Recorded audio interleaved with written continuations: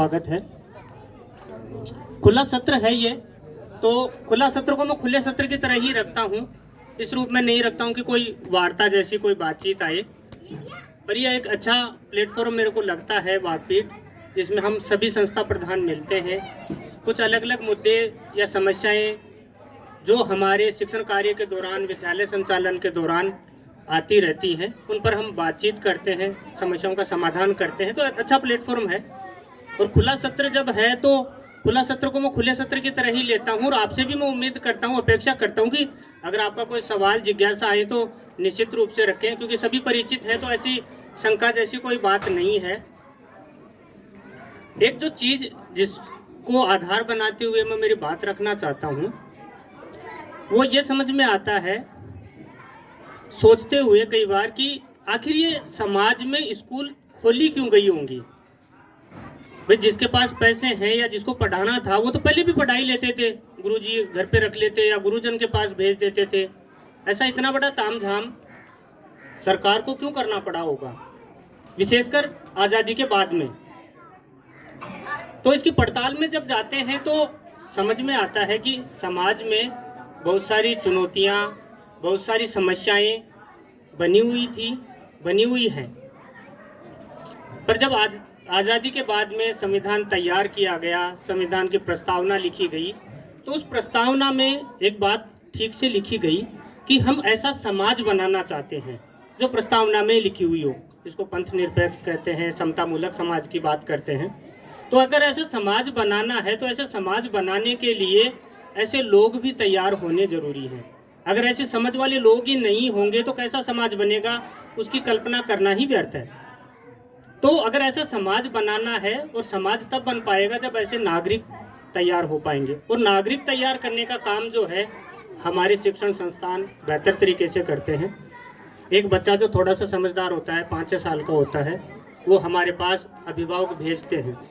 और जो भी अभिभावक भेजता है वो इसी उम्मीद के साथ भेजता है कि गुरुजी के पास जाएगा, स्कूल में जाएगा तो एक अच्छा इंसान बन पाएगा। 5-6 साल के बच्चे से शायद ही कोई अभिभावक, माता पिता इस रूप में अपेक्षा करते हों कि तू जा और जाते ही पढ़ने से नौकरी लग जाएगी। शायद बात भी नहीं करते, पर ये बात के लिए डराते जरूर रहते हैं। अगर बच्चा बदमाशी करता है, शैतानी करता है, तो अब की बार तेरा नाम स्कूल में लिखवाएंगे, फिर तेरे को मार साहब सीधा करेंगे, अच्छा बनाएंगे तेरे को। तो बच्चे के दिल में भी एक ये डर और भय जैसी स्थिति बनती है कि यार स्कूल में जाने के बाद में मैं ऐसा कैसा टेढ़ा बना हुआ हूँ जो मेरे को सीधा करने का काम स्कूल में किया जाएगा। वो सीधा करने का काम जो है, जो मेरे को समझ में आता है अभिभावक के नज़रिए से, कि वो इसको बेहतर इंसान बनाने की जो प्रक्रिया है, उस प्रक्रिया में ढालने का काम विद्यालय ठीक तरीके से कर पाएगा। तो कई बार ऐसा लगता है कि यार मेरा काम जो है वो हिंदी पढ़ाने का है, या मैं तो 5वीं क्लास तक ही पढ़ाता हूँ, आगे की व्यवस्था के लिए आगे वाले जाने, या मेरी स्कूल 8वीं तक है तो मैं 8वीं तक का ही ध्यान रख सकता हूँ, आगे की बात को कैसे ध्यान में रख सकता हूँ। ये जो बनेंगे, जैसे बनेंगे, अपने प्रयासों से बन जाएंगे। पर अगर कोई अच्छा इंसान बनता है तो वो कोई एक स्टेप में नहीं बनता, वो सारी कड़ियाँ जब तक ठीक से जुड़ती नहीं हैं। मान लो अगर मेरे साथ 5वीं क्लास तक ठीक काम किया गया, अच्छे से मेरी परवरिश की गई, समाज के और पक्षों से भी मेरे को जोड़ा गया, तो 5वीं क्लास तक तो मैं ठीक रहा। परंतु जैसे मेरे को मिडिल स्कूल वैसी मिल गई जहाँ ये परवरिश का माहौल नहीं मिला, तो निश्चित रूप से वो 5 साल की गौण हो जाएगी और आगे 3 साल वाली हावी हो जाएंगी। सिमिलर अगर 8 साल तक ठीक माहौल मिलता है और 9वीं 10वीं 11वीं 12वीं जो किशोरावस्था आती है, उसके दौरान ऐसी परवरिश, ऐसा माहौल नहीं मिलता है, तो पिछले वाली 8 साल की पढ़ाई के ऊपर आगे वाली 4 साल प्रभावित कर सकती है। और इससे आगे 12वीं के बाद में 12वीं क्लास तक मेरे को अच्छा माहौल मिला, परंतु आगे के 3 साल अगर मेरे को वैसा माहौल नहीं मिलता है तो पिछले वाली 12 साल पर आगे वाली 3 साल भारी पड़ती हैं, उसको बिगाड़ने में, उसको सुधारने में, दोनों तरफ से। तो एक एक कड़ियाँ, primary setup, middle setup, senior secondary का सेटअप, कॉलेज सेटअप, ये इस रूप में कड़ी से कड़ी आगे जुड़ी हुई है।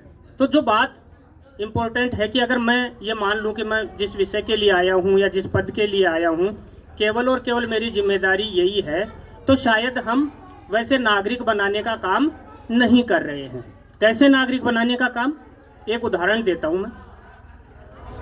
ये हम सबकी चिंता होती है और समस्या भी होती है बहुत बार कि यार हम काम तो बहुत करना चाहते हैं, परंतु हमारे अभिभावक जो हैं वो जागरूक नहीं है। जिनके बच्चे हमारे पास आते हैं वो अभिभावक जागरूक नहीं है। ये सबकी समस्या है, अपनी सब इसी माहौल में है। तो ऐसी बातचीत चल रही थी एक विद्यालय में, जहाँ वो कह रहे थे कि यार सब कुछ करना चाहते हैं परंतु हमारे अभिभावक जो हैं जागरूक नहीं है। मैंने कहा जी अपने यहाँ पर विद्यालय कब से संचालित है? तो उन्होंने कहा 89 से हमारे यहाँ विद्यालय संचालित है। मैंने कहा 89 में बच्चों ने एडमिशन लिया होगा, 90, 91, 92, 93 में बच्चे पढ़कर आए होंगे। आपके पास 8वीं तक की स्कूल की बात थी वो। मैंने कहा आपके पास जो अभिभावक अभी जो बच्चे आ रहे हैं उनके पेरेंट्स की जन्म तिथि क्या रही होगी अगर आपसे पूछा जाए तो मोस्टली यही निकल के आया कि हमारे जो बच्चे हैं जिनके पेरेंट्स हैं वो 90 के बाद में पैदा हुए हैं।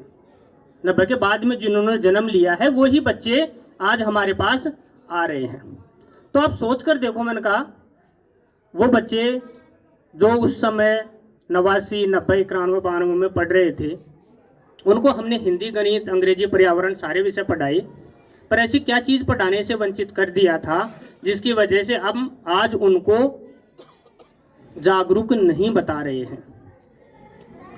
अगर वो काम नहीं हुआ है स्कूल में, और अगर उदाहरण के लिए आज भी अगर हमारे बच्चों के साथ में ये काम नहीं हो रहा है, हिंदी गणित पढ़ाने के साथ में शिक्षा की महत्व क्या है, शिक्षा की उपयोगिता क्या है और कैसे अच्छा इंसान बना जाता है, वो प्रोसेस अगर हमारे स्कूल में, विद्यालय में अगर नहीं हो रहा है, तो 20 साल बाद जब यहाँ आपकी जगह दूसरे शिक्षक होंगे, मेरी जगह कोई दूसरा साथी बैठा होगा, तब 20 साल बाद वही शिक्षक उस साथी को कह रहे होंगे कि यार हम करना तो बहुत कुछ चाहते हैं परंतु हमारे अभिभावक जागरूक नहीं है। यानी हमने शिक्षा की उपयोगिता, शिक्षा की गुणवत्ता और एक इंसान के लिए ज़रूरत क्यों है, इसको हमने बच्चों में ढालने के लिए ज़्यादा प्रयास नहीं किया। हमने प्रयास किया बच्चों को हिंदी अच्छे से आ जाए, बच्चे को गणित अच्छे से आ जाए, बच्चे को पर्यावरण अच्छे से आ जाए, बच्चा अंग्रेजी में बोलने लग जाए, इस काम के लिए तो प्रयास किया, परंतु शिक्षा के इम्पोर्टेंस को लेकर प्रयास नहीं किया। एक दूसरी चीज़ जो कई बार हमें भी ऐसे टीस करती है, हमें मतलब हम सब साथियों को, यार हम बच्चे के साथ मेहनत करते हैं, उसको पढ़ाते हैं, थोड़ा सा बच्चा इंटेलिजेंट होता है, उसके घर वाले उसको कौन सी स्कूल में भेज देते हैं? प्राइवेट स्कूल में भेज देते हैं। ज़्यादातर के साथ ये दिक्कत है कि बच्चे को थोड़ा इंटेलिजेंट किया, होशियार हुआ, होशियार होते ही कहाँ भेज देते हैं? प्राइवेट स्कूल में भेज देते हैं।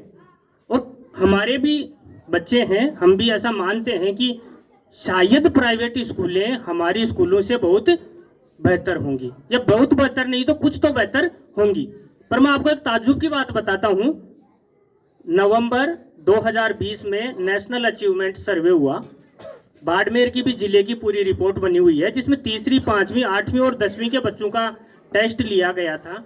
उस रिपोर्ट को मैंने ठीक से देखा, पूरा देखा, मेरे को कहीं पर भी प्राइवेट और गवर्नमेंट स्कूल में कोई अंतर नज़र नहीं आया। अगर आपको ज़रूरत हो तो मैं आप सब साथियों को भी वो रिपोर्ट भेज दूंगा, हम भी उसको एक बार अच्छे से देख लें कि हमारे अंदर जो एक भ्रम बना हुआ है या ये स्थिति बनी हुई है कि प्राइवेट स्कूलों में शायद अच्छी पढ़ाई होती होगी, केवल अच्छी ड्रेस पहन लेने से, अच्छे टाई बैट लगा लेने से और 4 कविताएं बोल देने से ही पढ़ाई नहीं होती। पढ़ाई का मतलब मानवीय मूल्य क्या उसमें विकसित हो पा रहे हैं। आप कभी जाएं, नोटिस करें, आपके विद्यालय में अगर कोई दूसरा अभिभावक आता है या कोई अधिकारी पहुंचते हैं, हमारे बच्चे दौड़कर पानी पिलाने के लिए, उनके लिए कुर्सी लेकर आने के लिए तत्पर हो जाते हैं। पर ऐसा माहौल आप शायद प्राइवेट स्कूल में देखने को नहीं मिलेगा। जिसको जानते हैं उसको नमस्ते ज़रूर कर देंगे कि नमस्ते, गुड मॉर्निंग, परंतु वो मानवीय मूल्य शायद वो स्कूल नहीं विकसित कर पाए। तो क्या हम हमारे स्कूलों में इन मूल्यों पर ठीक से काम कर सकते हैं? हमें सोचने की ज़रूरत है। एक उदाहरण मैं और रखना चाहूँगा। उदाहरण इस संदर्भ में, जैसी भानु प्रताप जी ने बात रखी, श्रवण जी ने बात रखी, द्वारका प्रसाद जी ने बात रखी कि बेहतर विद्यालय किस तरीके से हो सकता है। मैं एक उदाहरण देना चाहता हूँ। क्योंकि वो मेरे से जुड़ा हुआ है, इसलिए मेरा रखना जरूरी है। मेरे साथ का एक साथी था, बीएड भी उसने कर ली थी, मेरे साथ एलएलबी भी उसने की, उसकी प्रैक्टिस चली नहीं बेचारे की, कोर्ट में प्रैक्टिस चली नहीं, तो थक हार के उसने क्या किया, अपने किराने की दुकान खोल ली। और वो किराने की दुकान खोली अपने गांव की जो स्कूल थी उसके पास में खोली, ताकि वहाँ बच्चों की कुछ टॉफी वगैरह, कॉपी पेंसिल वो भी बिक जाएं और उसका काम भी चलता रहे। वो जिस स्कूल के पास खोली 10वीं तक की स्कूल थी। जब स्कूल में एसएमसी के मेंबर्स को चयन करना था तो स्कूल वालों ने क्या सोचा कि भाई ये यहाँ पास में ही बैठा रहता है, हमारे नज़दीक ही रहता है, तो क्यों ना एसएमसी अध्यक्ष इसको बना लिया जाए। उपलब्ध भी था कि जब भी जरूरत होगी बुला लेंगे कि साहब आना, 1 मिनट 2 मिनट बात कर लेंगे, साइन करने हैं, या जो भी एसएमसी के जो निर्णय लेने होते हैं, भाई अध्यक्ष का तो उसमें हस्ताक्षर होते हैं, बाकायदा प्रस्ताव लिया जाता है, सारे काम होते हैं। उनको शामिल कर लिया तो ठीक साहब, वो आते, जो भी बातचीत होती, जैसा कि अमूमन अपने कम आते हैं, एसएमसी के मेंबर्स कम आते हैं, वहाँ पर भी ऐसी स्थिति थी। पर स्कूल में 7-8 महीने जाते जाते वो ये चीज़ समझ गए थे कि अगर प्रयास किया जाए तो हमारे स्कूल में भी बदलाव हो सकता है। क्या प्रयास किया जाए? अब किराने की दुकान थी तो शाम को मिलने जुलने वाले भी उनके पास आते रहते थे, स्कूल के संदर्भ में बातचीत भी होती रहती थी। जिनके बच्चे प्राइवेट स्कूलों में, जहाँ कस्बा है उससे 3 किलोमीटर दूर की बात है, तो वहाँ के बच्चे जो हैं, ढाणी के बच्चे, उस गांव के बच्चे सिटी में पढ़ने के लिए जाते थे और गांव में 6-7 प्राइवेट स्कूलों की गाड़ियाँ आती थी। उन्होंने उनके साथ बात की कि यार आप पढ़ाते हैं प्राइवेट स्कूल में, आपकी सालाना फीस कितनी लग जाती होगी, कितना खर्चा आ जाता होगा? तो उन्होंने कहा मिनिमम 20,000, 25-30 हज़ार रुपये तक सालाना खर्चा आता है। उन्होंने उनसे बात की और ये कहा कि अगर आपको वही सुविधाएं मैं 10,000 रुपये में उपलब्ध करवा दूं और आपके बच्चों का समय भी बचा दूं और उनकी जो जाने की जो सुरक्षा वाला मसला है, भाई 1 घंटे पहले जाना पड़ता है बच्चों को, 1 घंटे बाद आना पड़ता है, उसको भी सोल्व कर दूं तो कैसा रहेगा? कुछ लोगों को विश्वास हुआ, बात हुई, स्कूल में मीटिंग रखी गई, उनको बुलाया गया और ये प्रस्ताव रखा गया कि जो जैसी अपेक्षा आप प्राइवेट स्कूल की में करते हैं वो व्यवस्था आपको यहाँ उपलब्ध करवाई जाएगी। 235-40 के करीब सेकेंडरी स्कूल थी, नामांकन था, 7 का स्टाफ था वहाँ पर। तो क्या यार स्टाफ नहीं है, कैसे हो पाएगा? कई समस्याएं आई और उन्होंने कहा कि हम करके देखते हैं। उसी गांव से 150 से ज़्यादा बच्चे जो हैं प्राइवेट स्कूल में पढ़ने के लिए जाते थे, उन्होंने बातचीत करके 98-99 बच्चों का एडमिशन कौन सी स्कूल में करवाया? गवर्नमेंट स्कूल में करवा दिया। उनसे सबसे 10-10 हज़ार रुपये उन्होंने कर लिए। अब सोच कर देखें, 98-99, 100 मान लेते राउंड फिगर में, 100 बच्चों से मल्टीप्लाई 10, कितने पैसों का बजट हो गया उनके पास? 10 लाख रुपए का बजट उनका हो गया। उन्होंने क्या किया, गांव में वही साथी बेरोजगार जो घूम रहे थे, उन्हीं स्कूल में पढ़ा रहे थे, उनसे उन्होंने बात की, इतनी दूर जाते और कितने पैसे मिलते हैं प्राइवेट स्कूलों में हम सब अच्छे से जानते हैं। उन्होंने 10-10 हज़ार में 5 टीचर अपॉइंट किए, जो इंग्लिश भी पढ़ाने वाले थे, साइंस भी पढ़ाने वाले थे, मैथ भी पढ़ाने वाले थे, इंटेलिजेंट थे। उनको हायर कर लिया कि भाई आपको 10-10 हज़ार रुपये दिया जाएगा। वो 10 हज़ार में वहाँ जा रहे थे, उन्होंने वहीं पढ़ाने का काम शुरू कर दिया। 7 और 5 स्टाफ कितना हो गया? 12। हेडमास्टर साहब का काम करें, पीटीआईजी का काम करें, 10 क्लासें 10 स्टाफ बराबर काम कर रहा है। जो बच्चे पहले से एनरोल्ड थे उनके अभिभावकों से भी ये बात की गई कि आपकी अगर कोई श्रद्धा है, कुछ देना चाहते हैं तो कोई मनाही नहीं है। तो उनसे भी उन पैसों का कलेक्शन किया गया। स्कूल में 2 भवन कम थे, एक सरपंच साहब से मिलकर बनवाया, एक उन्होंने कलेक्शन करके बनवा दिया। कक्षा कक्ष कम थे, कक्षा कक्षों की व्यवस्था कर दी। जब नामांकन बढ़ा, आगे जब भर्ती आई तो वहाँ पोस्टें भी फिल हो गई। परंतु एक आदमी ने थोड़ा सा प्रयास किया और थोड़ा सा प्रयास करने की वजह से उस स्कूल की दशा और दिशा दोनों बदल गई। जैसा कि आप भौरीसर में देख सकते हैं, जैसा कि आप आगोरिया में देख सकते हैं, जैसा कि आप रासारा तालाब में देख सकते हैं। ऐसी बहुत सी चीज़ें हमें एग्जाम्पल के रूप में देखने को मिलती हैं।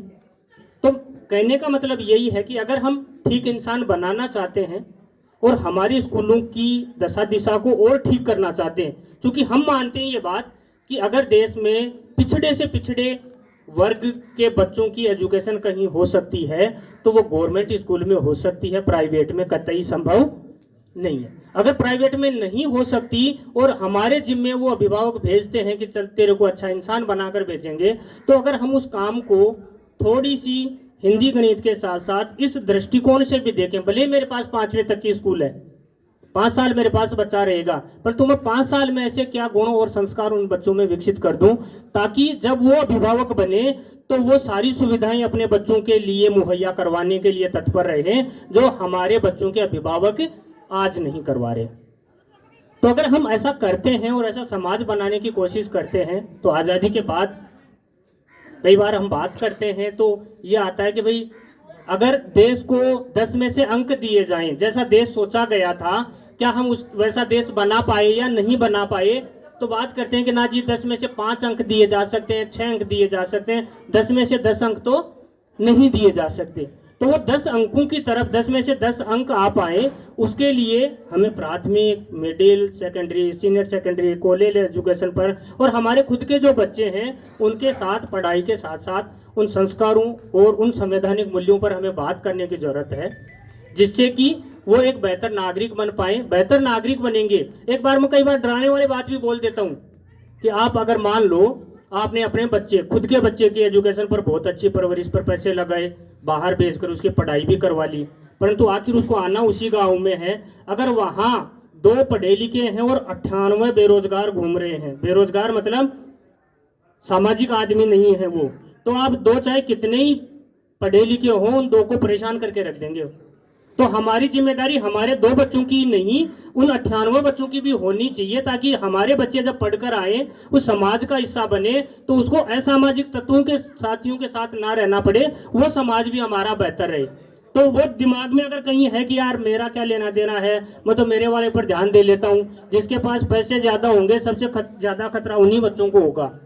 तो हम हमारे बच्चों पर भी ध्यान दें, उसके साथ साथ जिनके साथ हम शिक्षण कार्य में जुड़े हुए हैं उन बच्चों को भी निश्चित रूप से ध्यान में रखें। बहुत से उदाहरण जो स्कूलों के मैंने नाम लिए, बिना नाम लिए भी ऐसी बहुत सारी स्कूलें हैं जो भौतिक रूप में बच्चों के साथ अकादमिक रूप में बेहतर काम करें, और सकारात्मक माहौल बनने में 2-4 दिन में हो नहीं सकता। निरंतर अगर प्रयास किया जाता है तो वो निश्चित रूप से सफलता की तरफ बढ़ता है। तो इन्हीं शब्दों के साथ मैं मेरी वाणी को विराम देता हूँ। सबने सुना उसके लिए बहुत बहुत धन्यवाद।